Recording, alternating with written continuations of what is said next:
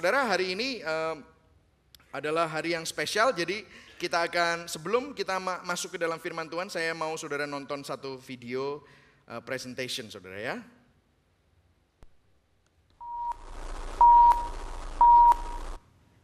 Aku menciptakan setiap manusia. Aku menciptakan semuanya, alam semesta dan dirimu. Aku menciptakan engkau murni dan sempurna.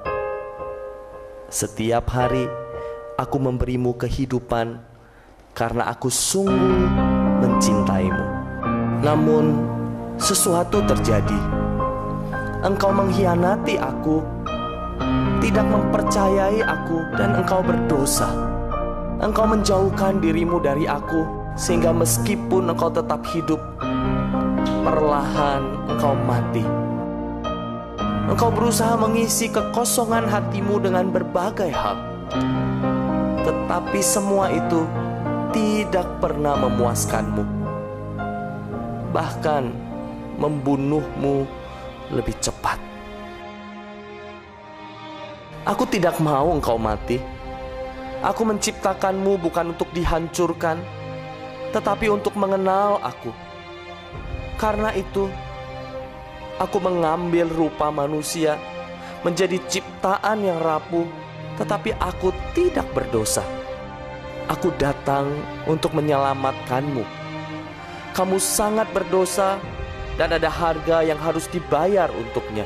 Seseorang harus mati sebagai hukuman atas dosa, engkau atau aku. Aku menanggung dosamu, aku menggantikan posisimu, dan mati menanggung hukumanmu. Karena aku sungguh mengasihimu. Lalu aku bangkit dari kematian. Akulah jalan dan kebenaran dan hidup. Akulah Yesus. Aku di sini bukan untuk menghukummu. Aku datang untuk membawamu ke dalam hidup. Bersandarlah padaku. Aku mengampunimu dan memberimu hidup yang kekal. Aku melakukan semua ini untuk dapat kembali berelasi denganmu. Maukah engkau mengikut aku? Amen, amen. Tuhan Yesus banget, come on, berikan kemuliaan buat Tuhan Yesus yang sudah bangkit. Saudara percaya bahwa ini adalah inti dari Paskah. Ini adalah inti dari iman kita. Ini adalah inti kenapa saya jadikan ini cross equal love. Karena salib itu benar-benar merupakan ekspresi dari kasih Kristus yang sempurna. Jadi hari ini saya akan menjelaskan kenapa Yesus harus dibangkitkan dan apa arti dari kebangkitan Yesus untuk kita semua. Saudara mau untuk menerima kuasa kebangkitan dalam hidup saudara? Amin. Yang setuju katakan yes, yes. Saudara mau ya? Katakan pada kanan kirimu, kamu mau enggak? Ayo, kamu mau enggak? Amin. Alright, kita akan masuk dalam firman Tuhan. Amin. Karena begitu besar kasih Allah akan dunia ini sehingga dia mengaruniakan anaknya yang tunggal. Barang siapa yang percaya kepadanya tidak binasa. Saudara dan saya dulu orang binasa. Saya adalah orang yang mati dulu, mati rohani. Tetapi karena Yesus kita memperoleh hidup. Hidup bukan hanya untuk hidup yang kekal, tapi hidup yang penuh, full, penuh segala sesuatu yang sudah disediakan Tuhan. Jadi hari ini kita akan mulai dari bukan yang ini. Ini yang lama ini. Efesus 2 ayat 4 sampai 7. Ini bukan yang ini, ada dua. Ada dua, satu lagi. Ini yang lama, saya sudah email tadi malam. Oke, kita baca sama-sama saudara. Kalau saudara punya Alkitab, kadang-kadang kita terlalu dimanja dengan ini. Kita, udah ada? Apakah udah? Oke, belum ternyata. Kuasa kebangkitan Yesus. Oke, Efesus 2 ayat 4 sampai 7. Oke, kita baca sama-sama. 1, 2, 3. Tetapi Allah, come on, 1, 2, 3. Tetapi Allah yang kaya dengan rahmat, oleh karena kasih-Nya yang besar, yang dilimpahkannya kepada kita, telah menghidupkan kita bersama-sama dengan Kristus. Saudara dulu mati, sekarang saudara hidup bersama-sama dengan Kristus. Sekalipun, 1, 2, 3. Sekalipun kita telah mati oleh kesalahan-kesalahan kita, oleh kasih karunia kamu diselamatkan, dan di dalam Kristus Yesus Ia telah membangkitkan kita juga dan memberikan tempat bersama-sama dengan Dia di surga, supaya pada masa yang akan datang Ia menunjukkan kepada kita kekayaan kasih karunia-Nya yang melimpah-limpah sesuai dengan kebaikannya terhadap kita dalam Kristus Yesus. Sekali lagi kita katakan sama-sama yang di garis bawah ini. 1, 2, 3. Dalam Kristus Yesus. Kita berdoa bersama-sama. Tuhan Yesus, kami berdoa, biarlah Engkau yang ambil alih pembawaan firman-Mu ini. Bukan hamba-Mu yang berbicara, tapi Roh-Mu yang berbicara. Dan setiap kami memperoleh sesuatu dari surga. Di dalam nama Yesus, yang percaya sama-sama katakan amin. Saudara, waktu saya membaca ini saya jadi ingat karena ada sebuah kata-kata yang sangat mirip dengan situasi saya.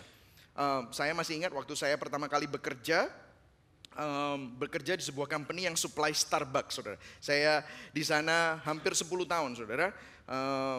Food company, saya S1-nya adalah Food Process Engineering, saudara. Jadi saya insinyur makanan. Jadi saudara, saya kerjanya di pabrik makanan.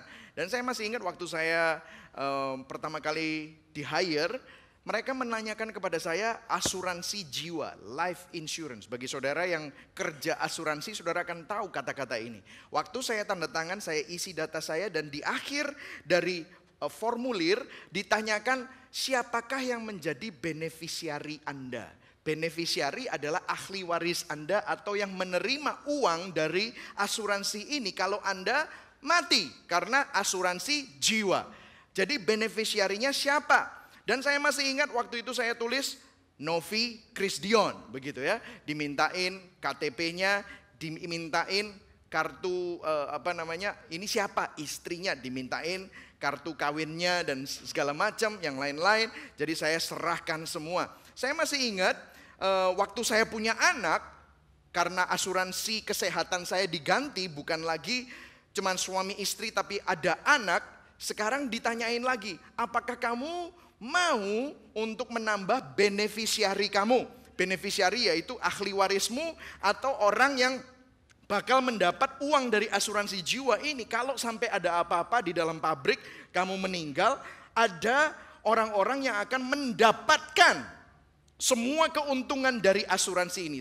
Saya akhirnya tambahkan Jonathan Daniel Krisdion. Jadi anak saya dan istri saya. Bahkan ditanyain, kamu mau ngilangin istrimu atau cuman anakmu saja? Ditanyain begitu, saudara ya. Bisa ditanyain begitu, terserah gitu ya. Tapi saya cantumkan dua-duanya. Saudara, ini adalah beneficiary. Katakan sama-sama beneficiary. Beneficiary itu artinya Anda menjadi ahli waris, Anda menjadi penerima yang merupakan sesuatu yang terjadi saat seseorang meninggal. Anda ini mendapatkan semua keuntungan dari orang tersebut, saudara. Jadi itu beneficiary. Kalau ahli waris itu juga begitu, di notaris bahasa Inggrisnya sama, saudara. Beneficiary. Nah, firman Tuhan berkata, waktu Yesus mati dan waktu dia bangkit, dia meninggalkan sesuatu untuk kita, saudara. Dia mempunyai sesuatu yang luar biasa yang ditinggalkan untuk kita. Nanti saya akan jelaskan apa itu. Tapi saudara, saya mau nanya dulu, saudara, kepada saudara, untuk istri saya Novi Krisdion dan Jonathan Krisdion, anak saya waktu itu saya baru punya anak satu, saya masih ingat kira-kira tahun 2001, 2002, Jonathan lahir 2002, saya masih ingat. Dan untuk supaya istri saya dan anak saya menjadi ahli waris saya, apa yang mereka harus lakukan, saudara? Apa yang mereka harus lakukan? Nothing, tidak ada, saudara. Mereka hanya perlu menjadi anak saya dan istri saya. Apalagi Jonathan. Kalau istri saya, ya maksudnya di dalam rumah tangga, wah dia luar biasa, saudara. Dia menyiapkan semuanya, dia juga ikutan kerja, dia sekarang yang run bisnis saya, begitu ya saudara. Luar biasa. Itu yang dilakukan istri saya. Tapi anak saya coba, apa yang dia lakukan untuk menjadi ahli waris saya, beneficiary saya? Apa yang dia lakukan? Tidak ada, saudara. Kalau ngerepotin, tambah iya. Ngeluarin duit, tambah iya. Benar atau benar, saudara? Tapi tidak ada yang dia lakukan untuk menerima semua keuntungan dari saya. Saya yang kerja keras, saya yang masukin uangnya di dalam asuransi jiwa, saya yang mikirin dia, semuanya segala macam.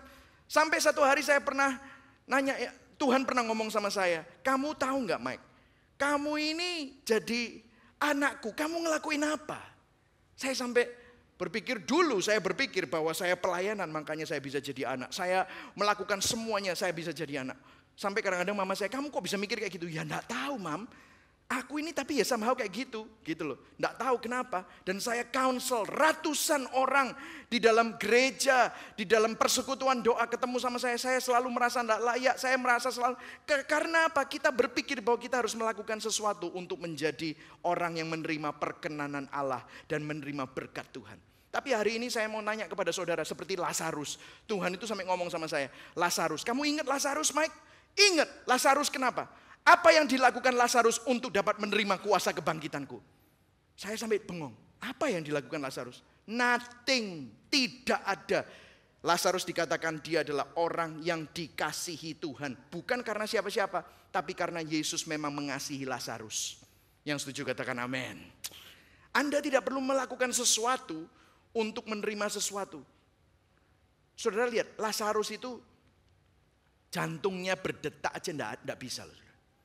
Berdetak nggak bisa, narik nafas aja nggak bisa, mengangkat jarinya aja nggak bisa, saudara. Tapi Yesus membangkitkan dia dengan kuasa kebangkitannya. Amin, saudara. Apa yang harus kita lakukan untuk menerima kuasa kebangkitannya? Hari ini kita mau berbicara apa artinya Yesus bangkit. Saudara, saya akan jelaskan lebih lagi, saudara, nanti ya. Saya akan jelaskan lebih lagi di dalam Roma 4 ayat 22 sampai 25. Kita baca sama-sama. Biar saudara nangkep. Saya pernah khotbah ini, tapi ayat-ayat sebelumnya. Saya nggak pernah bahas Roma 4 ayat 22 sampai 25. Saya bahas Roma 4 ayat 12, 13, 14, 15. Saya belum sampai 22 sampai 25. Tapi waktu minggu ini saya baca ini, saya benar-benar menerima suatu rahasia yang luar biasa.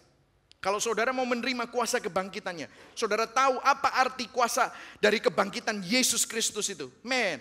Saudara akan benar-benar mantap keluar dari sini. Saudara tahu bahwa saudara ini benar-benar aman di dalam Yesus. Kita akan baca sama-sama. Karena itu, 1, 2, 3 baca sama-sama. Karena itu hal ini diperhitungkan kepadanya sebagai kebenaran. Stop sampai di situ. Saya akan refresh sedikit. Abraham ini luar biasa, saudara. Abraham itu persis seseorang yang diinginkan oleh Allah supaya kita itu persis seperti Abraham, itu belajar seperti Abraham, saudara. Abraham itu tidak melakukan apa-apa. Dia dipilih, Tuhan ngomong sama dia percaya. Katakan sama-sama, Abraham percaya. Dia percaya. Orang itu luar biasa ya, Abraham itu percaya. Abraham, keturunanmu akan seperti bintang di langit dan pasir di bumi, di pantai. Amin. Ya Tuhan, aku percaya. Kamu akan diberkati dan seluruh bangsa akan diberkati melalui hidupmu. Kamu akan jadi masyhur. Amin. Aku percaya. Percaya. Dan karena itu hal itu diperhitungkan kepadanya sebagai kebenaran. Sekali lagi, ini adalah kata-kata yang dipakai di mana-mana menjadi dasar dari Injil.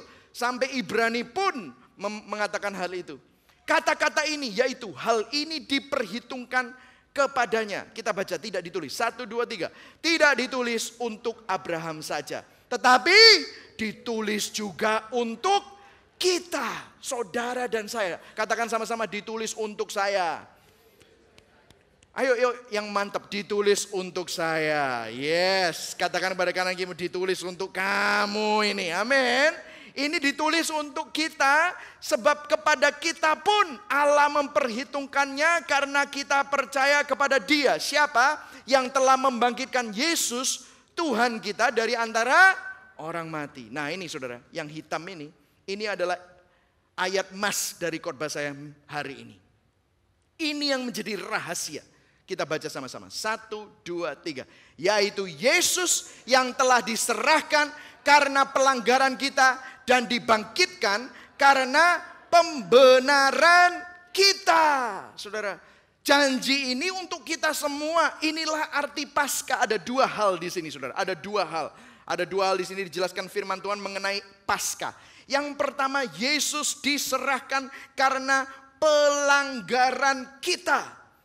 Dan yang kedua, Yesus dibangkitkan karena pembenaran kita. Saudara, bahasa asli dari karena di sini itu tidak seperti bahasa asli yang biasa dipakai di dalam kata-kata Yunani yang lain. Karena di sini kata-katanya adalah kata-kata proses hukum, proses pengadilan yang berbicara tentang in the account of. Maksudnya begini, ini diserahkan itu adalah syarat untuk kita dihapus dosa-dosanya dari pelanggaran. Dan waktu Yesus dibangkitkan itu adalah syarat, itu adalah seperti kalau saudara mau naik kelas, saudara harus punya seperti sebuah standar di mana kamu ini harus memenuhi ini supaya kamu bisa naik kelas. Nah, ini seperti ini. Yesus dibangkitkan karena pembenaran kita. Nah, saya akan jelaskan satu demi satu, saudara. Diserahkan karena pelanggaran kita. Kita baca sama-sama sekali lagi. 1, 2, 3. Diserahkan karena pelanggaran kita. Nah, saudara masih ingat film Chances? Film tentang yang bapak sama anak tukar tempat. Berapa banyak di sini yang datang pada Jumat Agung? Saya pengen lihat tangan-tangannya. Ada yang datang? Oke. Kalau ada yang nggak datang, saya jelaskan ya. Ini kemarin ada seseorang anak muda. Ya kita saudara akan lihat itu aktornya juga ada di sini. Thank you so much untuk jadi aktor. Nanti, kamu ya yang main film itu ya. Nanti ada yang digituin. Aktornya ada di sini. Cuman saya mau nunjukin bahwa dia ini narkoba, minum-minum, dan yang lain-lain gitu saudara ya. Tapi sampai akhirnya dia bukan tapi saudara. Akhirnya dia terjerumus makin dalam dan akhirnya dia menabrak orang sehingga orang itu mati. Dan dia ditangkap polisi dengan narkoba dan yang lain-lain. Tapi waktu polisi belum datang dia sudah pusing. Bapaknya ditelepon dan bapaknya yang menggantikan dia. Akhirnya yang dihukum adalah bapaknya, anaknya bebas. Dan waktu mereka ketemu di penjara dia tanya, kenapa papa melakukan semuanya itu? Terus papanya cuma bilang, karena aku mengasihi kamu anakku, supaya kamu bisa menggapai masa depanmu. Itu persis seperti apa yang Tuhan Yesus lakukan untuk kita. Kita yang mestinya layak untuk menerima hukuman, kita yang mestinya layak untuk dikutuk, kita yang mestinya layak untuk disalib dan menerima maut. Tapi Yesus yang menggantikan kita dan dia yang menanggung segala-galanya, supaya kita bisa menerima hidup. Nah, ini kelanjutannya saudara. Jadi saya thank you so much untuk tim multimedia. Why don't you just give it a clap? Yeah, thank you so much multimedia team untuk bikin film. Ini kayaknya filmnya udah bisa masuk sedikit profesional ini saudara ya.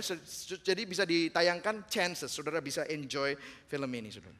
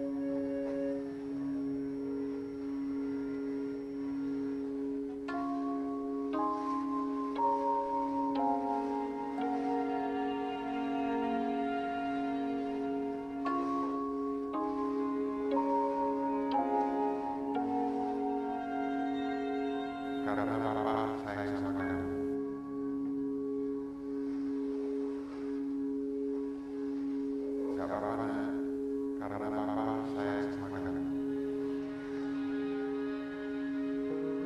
Pak, kenapa Pak? Kenapa Papa melakukan semua ini? Gak apa-apa, karena Papa saya semangat.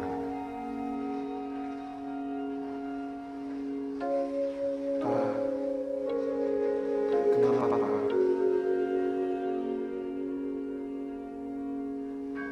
Gak apa-apa, karena Papa saya semangat. Saya semangat. Saya semangat.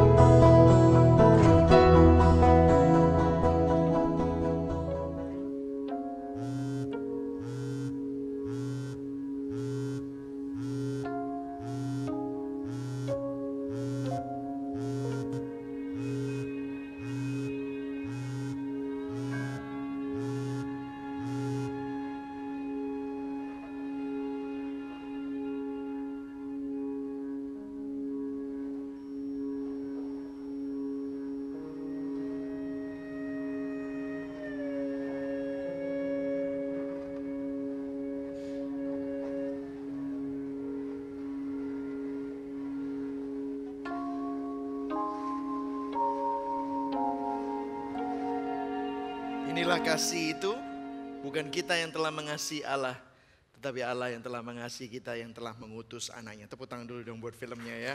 Amen. Saudara, firman Tuhan dikatakan dia diserahkan karena pelanggaran kita.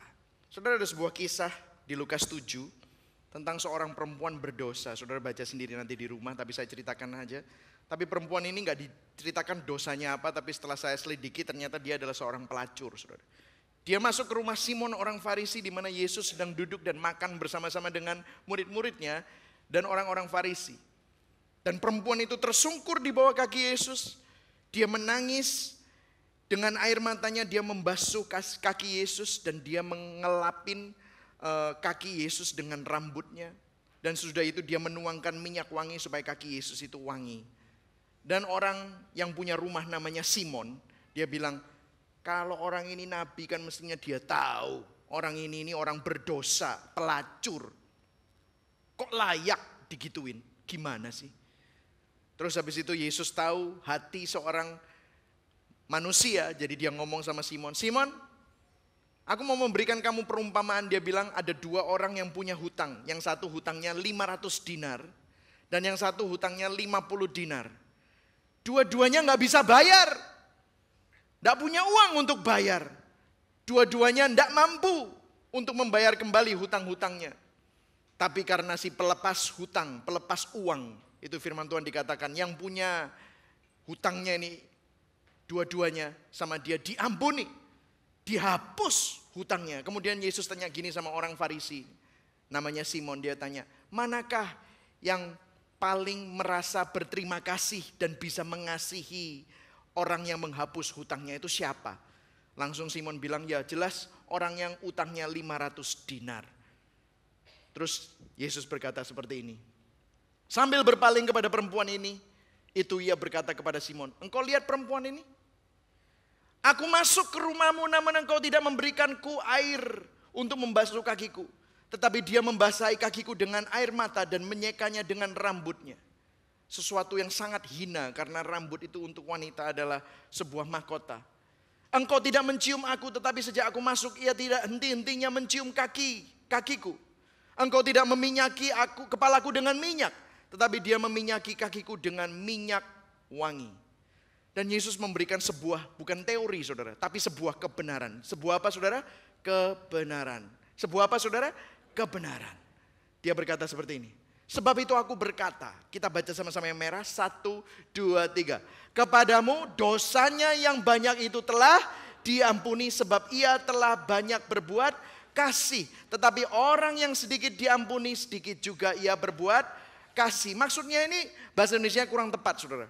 Karena maksudnya begini, kalau kamu diampuni banyak, maka kamu akan merasa bahwa hidupmu ini merupakan hidup sambungan. Kalau kamu diampuni merasa sedikit, kamu masih merasa oke lah ya. Saudara pernah ketemu sama orang, saya kan diselamatkan, saya orang baik lah pastor. Saya gak pernah nyolong, saya gak pernah berzina, saya gak pernah bunuh orang. Ya sekali-sekali lah saya marah. Ya sekali-sekali lah saya berpikiran kotor. Ya sekali-sekali lah saya gak masuk kerja, bilang sakit padahal saya ini mestinya males gitu saudara. Orang baik selalu bayar pajak. Saya mau kasih tahu saudara, Yesus bilang kalau kamu marah, kamu itu sudah membunuh temanmu. Kalau kamu sudah berpikiran kotor tentang seseorang wanita, kamu ini sudah berzina meskipun belum melakukannya. Kalau kamu ini mencuri waktu, mencuri apapun, kamu ini sudah mencuri. Saudara kadang-kadang ya, kita ini merasa bahwa kita ini 30% jahat, 70% baik. Kalau saudara 30% jahat, 70% baik, Anda hanya menghargai Yesus 30%. Benar atau enggak saudara? Nangkep saudara? Firman Tuhan berkata ini bukan khotbah saya. Ini teorinya Yesus, ini adalah kebenaran Yesus. Kalau kamu merasa bahwa kamu ini baik, ya kamu enggak akan pernah bisa merasakan kasihku. Tapi saudara lihat tadi si Rudy, dia berpikir, dia memikirkan apa? Apa yang dia pikirkan? Enggak apa-apa nak, ayah mengasihi karena papa mengasihi kamu. Karena papa mengasihi kamu. Saudara, yang sering kita pikirkan itu Tuhan marah sama kita. Padahal tidak, Tuhan mengasihi Anda. Sebab itu dia diserahkan karena pelanggaran kita. Tuhan tidak marah sama Anda. Tuhan malah mencari Anda. Kalau saya marah sama anak saya gitu ya saudara, kalau anak saya marah sama anak saya akan takut, dia nggak akan memikirkan kasih saya, malah dia lari terbirit-birit.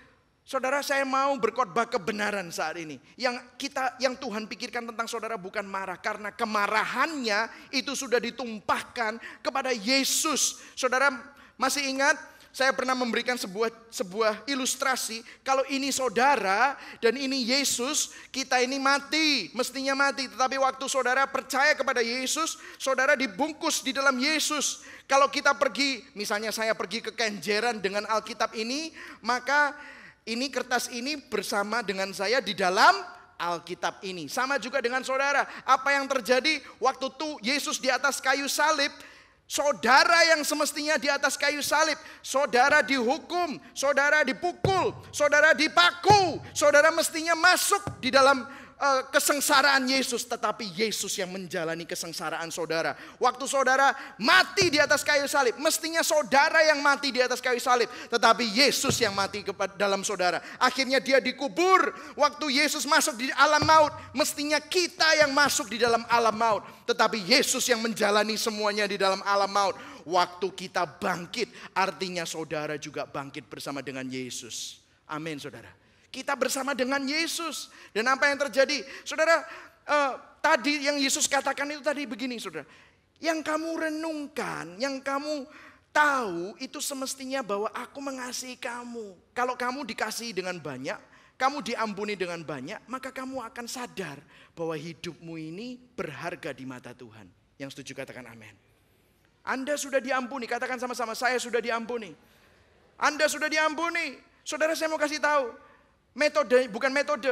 Ini ya, prinsip yang paling berarti. Saudara, saya mau kasih tahu. Grace, kasih karunia itu akarnya. Grace is the root. Saudara mau hidup kudus? Pegang sama kasih karunia Tuhan. Pikirkan kebaikan Yesus. Maka saudara, kekudusan itu buahnya. Saya kasih kosong di sini kenapa? Saudara bisa isi sendiri. Saudara bisa isi sendiri tentang semua kebaikan yang mestinya saudara lakukan. Apa? Karakter itu buah. Karakter itu apa saudara? Karakter itu apa saudara? Buah. Katakan sama-sama buah. Kekudusan itu apa saudara? Buah. Kebaikan itu apa saudara?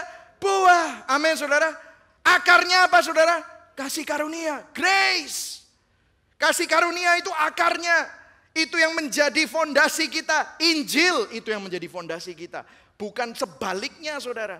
Kita kadang-kadang berbalik gitu. Kita berusaha untuk ini dulu. Saudara semakin saudara actually ini story ya. Story-nya ini saudara. Saya nggak usah sebutkan namanya. Tapi waktu kita lagi makan di Sutos. Kita lagi ngobrol untuk bikin movie ini. Ini kesaksian seseorang anak. Anaknya diaken. Nggak usah saya sebutkan gerejanya. Setiap minggu pergi ke gereja, dia tahu tentang firman Tuhan. Malamnya saudara tahu, malamnya, hari Minggu malam itu loh. Senin padahal sekolah, hari Minggu malam. Clubbing, masuk ke klub, di night club sama anaknya pendetanya yang khotbah itu tadi. Ngomong, kon ojo ngomong ambil bapakku ya. Iya, kon ojo ngomong ambil bapakku. Bapakku diaken, papamu gembala. Ayo kon, wis cos-cosan saudara. Hidupnya hancur saudara. Hidupnya hancur, tapi akhirnya satu hari dia berubah. Kenapa? Tidak ada puji-pujian, tidak ada lagi apa? KTB. Diajaki temennya, males wis KTB, mari gini makan lah ya, gak apa-apa lah. Nungguin saudara. Saudara tahu sebelum apa-apa tiba-tiba ada orang yang datang ngomong sama dia. Waktu kita doa tadi saya cuma mau ngomong sama kamu ya. Tuhan Yesus itu mengasihi kamu dan dia sedang mengejar kamu. Dia tidak marah sama kamu. Tiba-tiba bros langsung nuangis. Sampai semuanya meler semua segala macam. Dan saat itu dia lepas dari narkoba. Saat itu dia dijamah oleh Tuhan. Berikan tepuk tangan buat Tuhan Yesus. Amin saudara. Bukan karena spektakuler. Tapi karena kasih Kristus saudara. Karena kasih Kristus saudara. Grace is the root. Kasih karunia adalah akarnya. Yang lain-lainnya itu buahnya. Saudara mau taruh apa? Saya taruh di sini. Penguasaan diri. Kemurahan hati. Saudara tidak usah diajari memberi. Saudara sudah memberi sendiri. Kebaikan, kelemah lembutan. Isi sendiri saudara. Kalau kita punya kelemahan ya saudara. Saudara kalau saudara punya kelemahan. Biarlah Yesus yang hidup di dalam kehidupan saudara. Biarlah Yesus yang mengalir di dalam kehidupan saudara. Yang setuju katakan yes, yes. Jadi saudara Senin, besok kalau saudara masuk ke dalam kehidupan saudara sehari-hari. Saudara yang menghadapi bos saudara itu bukan saudara. Tapi Yesus yang ada di dalam saudara. Yang setuju katakan yes. Yang kerja itu bukan cuma saudara. Tapi saudara bersama dengan Yesus yang ada di dalam diri saudara. Yang menghadapi masalah itu bukan hanya saudara. Tapi Yesus bersama dengan saudara. Yang bersama-sama dengan saudara. Yang menghidupi hidup saudara. Nangkep saudara. Saya kasih contoh ya. Saya masih ingat dulu waktu saya pertama kali dijadikan manajer. Saya waktu dijadikan manajer itu kira-kira tahun 2003 saudara. Tahun 2003 saya kira-kira umurnya berapa ya itu ya? Saya lupa. Kira-kira 27, 28 saudara. 27. Saya manajer yang paling muda. Saya terus terang deg-degan, dredeg saudara. Karena company kita baru dibeli 6,1 triliun company. Company yang harganya 6,1 triliun membeli perusahaan kita. Tiba-tiba sistemnya jadi komplikasinya banyak sekali. Sistemnya jadi rumit. Saya jadi quality assurance manager. Jadi kalau ada quality problem yang dicari pasti saya. Tapi saya saat itu bisa dikasih seorang mentor. Mentornya ini dari Wisconsin, saya tinggal di Seattle. Mentornya ini Ciami saudara. Bagus sekali. Dia ngajarin saya Begitu ada dia, langsung saya tenang. Karena dia orangnya tenang, orangnya bisa handle. Terus waktu meeting, kita mau meeting besar-besaran. Dan kita harus mempertanggungjawabkan tentang kualitas produk kita. Dia bilang sama saya, "Don't worry man, I got your back." Dia bilang gini, "Saya ini membacking kamu, tenang aja. Kamu lihat gimana aku ngomong, kamu ngeflow sama aku, oke?" Dia bilang gitu. Wih, saya diomongin gitu. Wih, tenang saudara, karena ini big boss, VP. Vice President dari kualitas, quality. Dia bilang, "Don't worry, tenang aja, kamu ikut sama aku." Wah, waktu di meeting saya redek saudara. Ditanya ini itu, harus mempertanggungjawabkan. Tapi ini bos saya, VP. Waduh, dia tenang. Dia habis itu lagi ngomong-ngomong gitu, terus dia ngeliat saya, terus dia ketipin saya. Terus saya bilang, ya, saudara. Nangkep saudara, maksud saya. Maksud saya begini, saudara tahu, Yesus selalu bersama dengan saudara. Amin saudara. Waktu saudara menghadapi masalah, saudara nggak tahu apa yang harus saudara lakukan. Mau ke kanan, mau ke kiri, mau utang, mau enggak, mau bangkrut, mau tutup perusahaan, mau cari dokter ke Singapura, mau cari dokter ke Amerika, mau cari dokter ke Australia. Saudara, kita punya banyak masalah. Ya kan? Tapi Yesus bersama dengan kita. Yesus itu seperti mentor saudara. Tapi dia bukan mentor saudara, dia ada di dalam saudara. Dia menghidupi kehidupan saudara. Libatkan dia. Saudara, biarlah saudara minta tolong sama dia. Saya nggak peduli saudara, masalah saudara seperti apa. Tidak ada masalah yang lebih besar daripada kuasa dari Yesus Kristus. Yang setuju katakan amin. Saudara tinggal, Yesus silakan kerja, silakan bantu aku. Kadang-kadang saya ini merasa saya kepinteran tuh. Akhirnya apa yang terjadi? Saya ngerusak semua rencana Tuhan. Apa yang terjadi? Malah nggak karu-karuan. Tapi waktu saya tanya sama Tuhan, tiba-tiba saya dapat hikmat. Saya tahu, aku ini tidak sepinter itu loh mestinya. Tapi kok bisa ya mikir kayak gitu ya? Itu Tuhan yang setuju katakan amin. Biarlah dia yang menghidupi saudara. Jadi besok, nanti, atau besok, minggu depan, saudara waktu menghidupi hidup saudara. Jangan takut saudara. Yesus bersama dengan saudara. Yang setuju katakan amin. Amin. Tepuk tangan buat Tuhan Yesus. Dia yang menjadi hidup saudara. Jangan takut saudara. Orang pikir kalau restoration awalnya dari rest, istirahat itu enggak ngapa-ngapain. Saudara, kita ngapa-ngapain tapi kita membiarkan Tuhan, kita bekerja, kita enggak malas, tapi waktu kita bekerja, kita membiarkan Tuhan yang bekerja bersama-sama dengan kita. Kalau kita ada sebuah dilema, biarlah Tuhan yang memecahkan dilema itu bersama-sama dengan kita. Amin. Katakan pada kanan kirimu, jangan takut bro, jangan takut, tenang. Nah ini yang terakhir saudara, yang terakhir, oke? Dan kita baca sama-sama 1, 2, 3. Dan dibangkitkan karena pembenaran kita. Waktu Yesus di atas kayu salib, saudara tahu nggak? Tuhan itu melihat dosa kita secara detail. Banyak orang bilang, pastor itu khotbah kasih karunia terus. Sepertinya Tuhan itu membiarkan, seakan-akan Tuhan membiarkan dosa-dosa kita. Saya mau kasih tahu, kita diampuni bukan karena Tuhan membiarkan dosa-dosa kita. Salah. Tuhan mengampuni kita karena dosa-dosa kita itu dihakimi sama Tuhan di atas Yesus. Nangkep saudara. Semua misalnya nih ya, semua dosa saya dari lahir sampai mati, semua dosa Anda semua dari lahir sampai mati, semua dijadikan satu, diumpakno ke Yesus. Jadi waktu Yesus itu 6 jam di atas kayu salib, dia menangis, dia bertanya, Tuhan, Eloi, Eloi, lama sabachthani. Saudara tahu nggak? Waktu dia berkata Eloi, Eloi, lama sabachthani itu dia ngomong, Tuhan, Tuhan, kenapa engkau meninggalkan aku? Pertama kalinya dalam hidup Yesus dia berkata Tuhan. Padahal dia kalau ngomong sama Bapak, dia selalu manggil Bapak. Karena saat itu ada perpisahan antara Bapak dan anaknya yang tunggal. Itu berpisah saudara. Dan apa yang terjadi? Dia saat itu merasa sendiri. Makanya dia bilang, Tuhan, Tuhan, mengapa engkau meninggalkan aku? Karena apa? Seluruh dosa umat manusia ditaruh di dalam tubuhnya. Seluruh penyakit umat manusia ditaruh di dalam tubuhnya. Semua dosa Anda dari lahir sampai mati. Makanya saya suka lagu kemarin. Dari lahir sampai mati, Yesus memegang hidupku. Itu benar saudara. Semua dosa Anda, pelanggaran Anda, kegagalan Anda, sakit penyakit Anda, itu ditanggung di atas kayu salib. Waktu itu Yesus berkata, Tuhan, dari Bapak jadi Tuhan. Sampai akhirnya dia berkata, sudah selesai. Karena waktu dia menanggung semuanya, Bapak itu menghukum. Bam, bam, bam. Kemurkaan Tuhan atas semua dosa-dosa kita dihukum satu demi satu. Sampai akhirnya dia berkata selama 6 jam. Dari jam 12 sampai jam 3 itu langit gelap. Sampai dia jam 3 sore berkata, sudah selesai. It is finished. Boom, terjadi gempa bumi, saudara. Karena tiba-tiba itu ruang maha suci terbelah. Tiba-tiba kita punya akses. Di mana sebelumnya Tuhan menutup pintunya. Hanya orang-orang tertentu saja yang bisa masuk.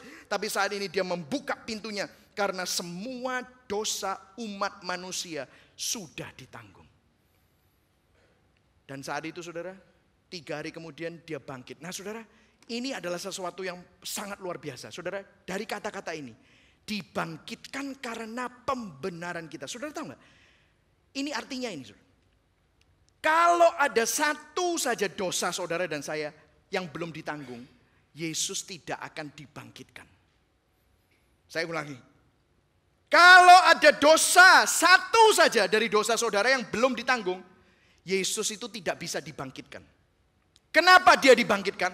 Artinya saudara dan saya, semua dosa Anda sudah diampuni, saudara.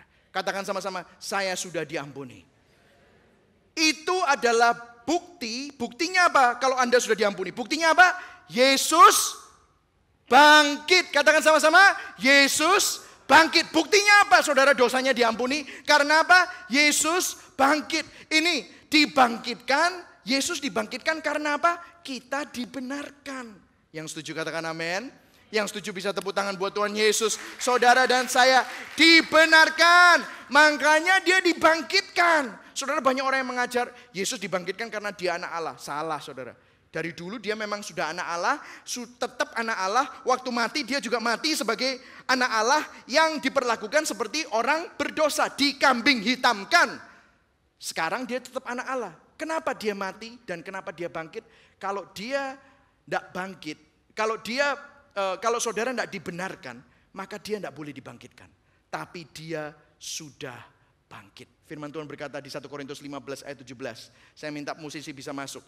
Kita baca sama-sama. 1, 2, 3. Jika Kristus tidak dibangkitkan, maka sia-sialah kepercayaan kamu. Dan kamu masih hidup dalam dosamu. Saudara, saya mau kasih tahu. Kebangkitan Kristus seperti nota, struk pembayaran. Saudara pernah ke restoran dibilangin, kalau Anda tidak menerima struk pembayaran, maka Anda tidak perlu membayar. Ya kan saudara? Yesus bangkit dari orang mati itu seperti struk pembayarannya Tuhan. Sudah lunas. Artinya semua dosamu sudah diampuni. Kebangkitan Kristus itu seperti nota ilahi. Divine receipt. Setiap kali Anda melihat salib yang kosong, Tuhan Yesus sudah bangkit. Yang setuju katakan amin. Yesus sudah bangkit artinya apa? Anda sudah diampuni. Kenapa sih Pastor Mike? Kenapa sih kok Pastor Mike ini selalu ngotot ngomongin itu? Kenapa saudara? Kenapa saudara? Nih. Lukas 7 ayat 44 sampai 47. Pertama kali Yesus menampakkan diri, murid-muridnya takut. Berapa banyak di sini hidup dalam ketakutan? Kita sering hidup dalam ketakutan ya. Pintu semua terkunci. Tiba-tiba Yesus muncul. Muncul saudara. Terus dia berkata, yang hitam ini. Dia ngomong apa saudara? Damai sejahtera bagi kamu. Damai sejahtera bagi kamu. Dan sesudah berkata demikian, dia nunjukin apa saudara? Dia menunjukkan apa saudara? Ia menunjukkan, kenapa di tangannya? Di tangannya ada apa? Lobang. Dia nunjukin apa? Lambungnya. Di lambungnya ada apa? Lobang. Dia nunjukin tangannya, dia nunjukin lambungnya. Kenapa? Itu loh struk pembayaran. Artinya apa? Aku bangkit. Artinya, kamu tidak usah takut. Dosamu sudah diampuni. Orang itu kan kalau saudara jangan membuat ini sebagai teori saudara. Tapi terima sebagai kebenaran. Saudara tahu nggak apa yang bisa menjadi khasiat dari damai sejahtera? Khasiat dari damai sejahtera ini akan membuat Anda yang sakit jadi sembuh. Setuju? Orang sakit itu kenapa sih? Kadang-kadang penuh dengan stres, sakit hati, kepahitan, kemarahan, sakit. Tapi saudara kalau ada damai sejahtera, saudara bisa begini. Lego. Saudara tahu kalau saudara dosanya diampuni, merasa apa? Lego. Ngomong bahasa Surabaya ya. Lego. Ayo ngomong-ngomong 1, 2, 3. Lego. Katakan pada kanan kirimu. Lego bro. Lego. Kenapa saudara? Nggak ada takut. Nggak ada takut. Nggak ada sakit lagi. Nggak ada ketakutan lagi. Saudara kalau saudara ada sakit penyakit sekarang, saudara bilang, Tuhan, aku adalah kebenaran di dalam Kristus. Aku tahu Engkau sudah memberikan damai sejahtera. Nanti kan sakitnya tambah lama, tambah kecil, tiba-tiba hilang, saudara, sembuh. Saudara mau awet muda? Saudara diampuni, tahu diampuni. Saudara punya damai sejahtera, awet muda, saudara. Yang setuju katakan amin. Saudara mau diberkati? Saudara nggak usah pusing.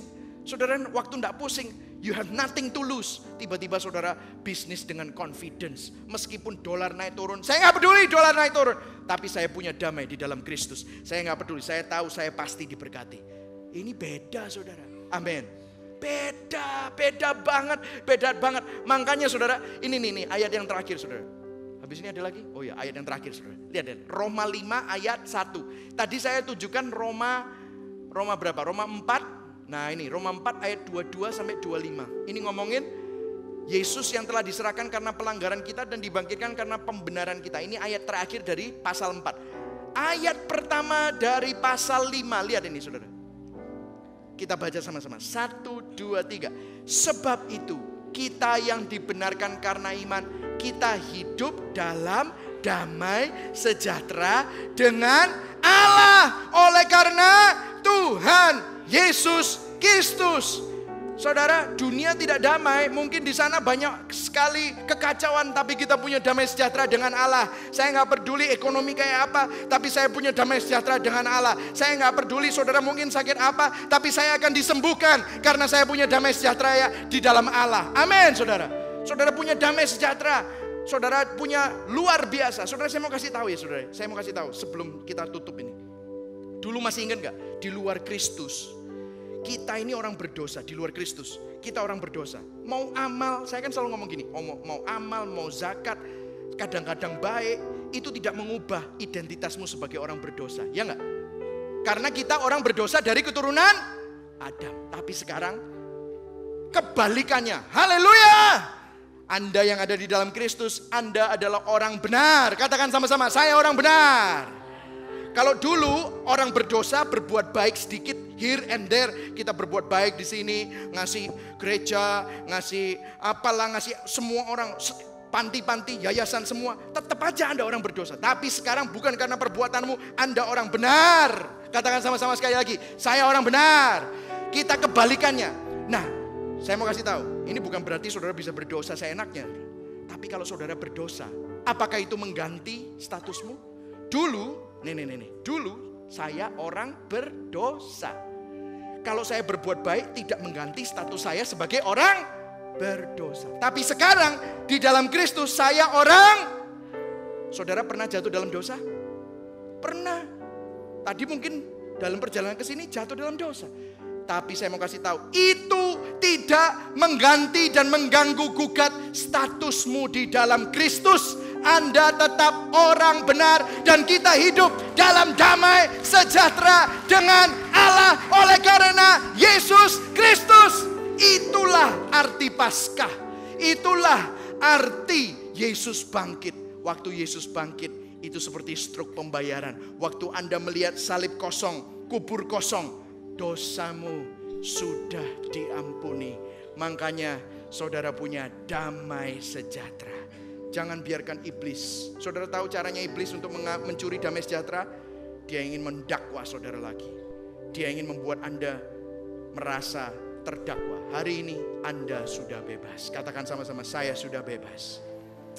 Mari sama-sama kita berdoa.